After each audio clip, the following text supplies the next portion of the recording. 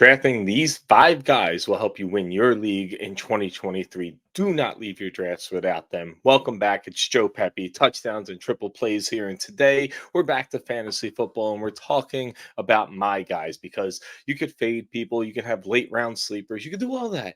But you got to have some people that are just your guys no matter what in every draft that you want to get. And I'm not going to hold you up with the introduction. So let's get into the first person, the wide receiver for the New Orleans Saints. Mr. Chris Olave. Now, you always like to target that sophomore year breakout because it happens every single season. Everybody's going for Garrett Wilson, but they're forgetting Chris Olave, a team that is facing one of the easiest strength of schedules, a team that's facing the second easiest strength of schedule for wide receivers. And Chris Olave last season finished as the wide receiver 25 in fantasy points per game.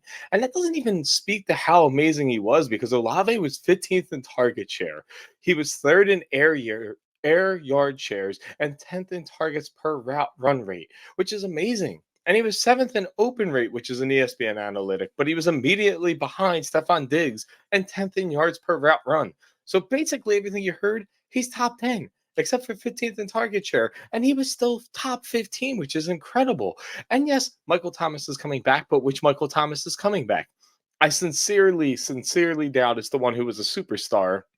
And let's remember this, Olave has areas to improve on. He can improve on those 11 red zone targets and those 4 total touchdowns. That's positive regression that adds to all the stats he's already had in his rookie season to dump into his sophomore season here. And oh, yeah, let's remember this. He did all of this with Andy Dalton.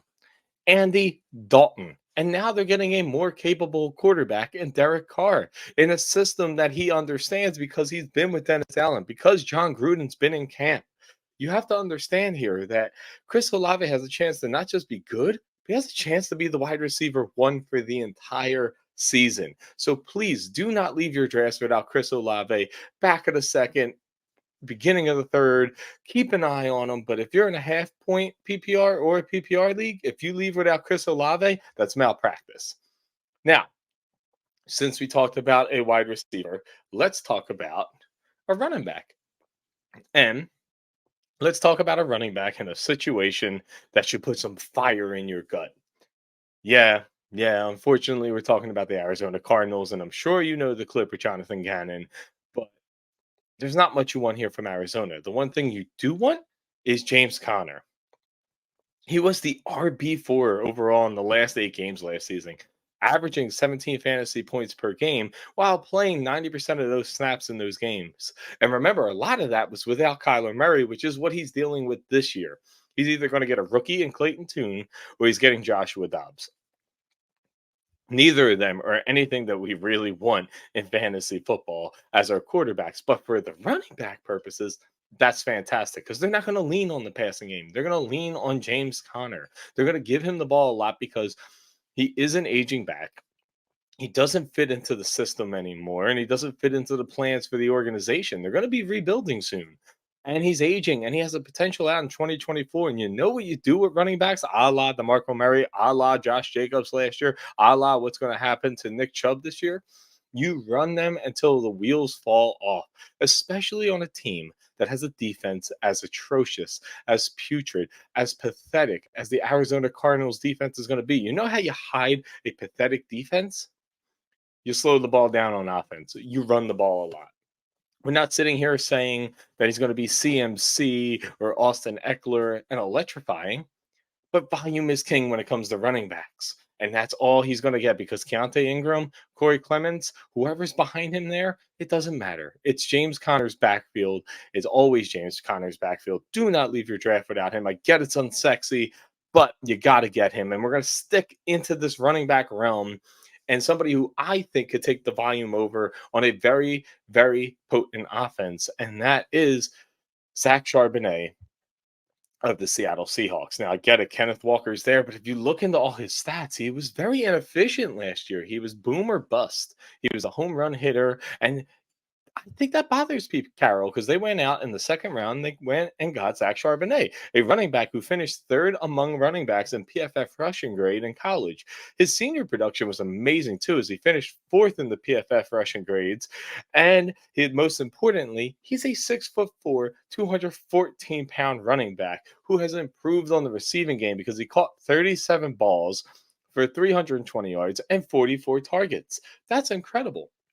That size with that type of production, he is a three down style back. He has the ability to take it over from Kenneth Walker, making Kenneth Walker the guy who hits the home runs. Think of it like Zeke and Tony Pollard, where Zeke is Zach Charbonnet and Tony Pollard was Kenneth Walker. Now, I'm not talking dusty old Zeke, I'm talking about good Zeke. So we're getting Zach Charbonnet on a good offense. He's a guy who has posted the fifth highest PFF receiving grade and tied for first in receptions per game among his draft class.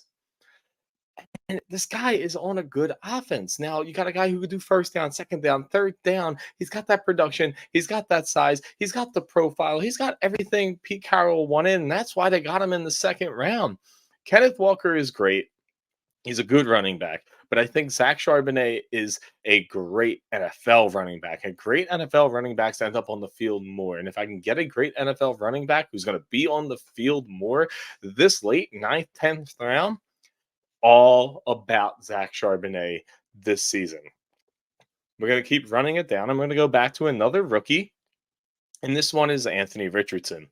And this is simple. The man is going to run a lot in a system that helped Jalen Hurts put up an MVP-like season. Now, I'm not expecting Anthony Richardson to do the same as Jalen Hurts. That would be malpractice on my part telling you that he's going to. Think of Anthony Richardson like Lamar Jackson the year before his MVP. Think of Anthony Richardson like Tebow that year in fantasy when he produced fantasy points. He's going to have an amazing floor because of the ability to run, and they are not going to take him out of the game unless he's injured. He's a rookie who's getting trial by fire, and we're going to have 50 to 60 rushing yards a game, and we're going to have 200 to 300 passing yards a game. Those are pretty good stats, and he's going to be able to get in the end zone a decent amount of times. Now, you're going to have to live with the inaccuracy, and you're going to have to live with a few interceptions here and there.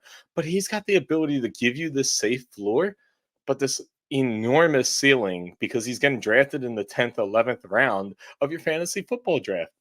You could build your team everywhere else and then come back and get an Anthony Richardson and then even come back again if you don't trust Anthony Richardson and get somebody super late in your draft, even like a Kirk Cousins to back him up if you need it. You're not going to need that though. Anthony Richardson is going to run. Anthony Richardson is going to do the RPO to perfection to Michael Pittman. They're going to be a nice little tandem this year, and he's going to score you a lot of fantasy points. My last player, my favorite player, Gerald Everett. This is becoming my guy for this season, and I'll just keep beating the drum until, somebody listens to me. But what if I told you I can give you a guy that stands at 6'3", 239 pounds, and I get it. You're going to say that's light for a tight end, but that means he's a little bit more athletic. He's a little faster. He ran a 4.62 40. He has an 87th percentile catch radius. He was tied for 8th in targets last season, and he ran the 8th highest slot snaps. Listen to that again. Slot snaps, not tight end snaps, not in line, in the slot. And he has the 9th highest route run. I don't know about you, but if I'm not getting Travis Kelce, I'm waiting forever for my tight end. And a tight end who is running the 9th highest routes on an offense that now has Kellen Moore as the offensive coordinator. And you know what he does? He likes to use the tight end. He'll use him in areas like jet sweeps and little plays designed just for him, even with all these wide receivers. And the good thing is that average depth of target that was atrocious last year, that's not going to happen here for the Chargers this year because Justin Herbert's healthy. Kellen Moore is aggressive and loves to push the ball down the field. And that offensive line is healthy, giving Justin Herbert a little bit more time to let these routes come out and be ran to perfection. Gerald Everett has talent. Gerald Everett has the ability to score touchdowns because he is a big, big man.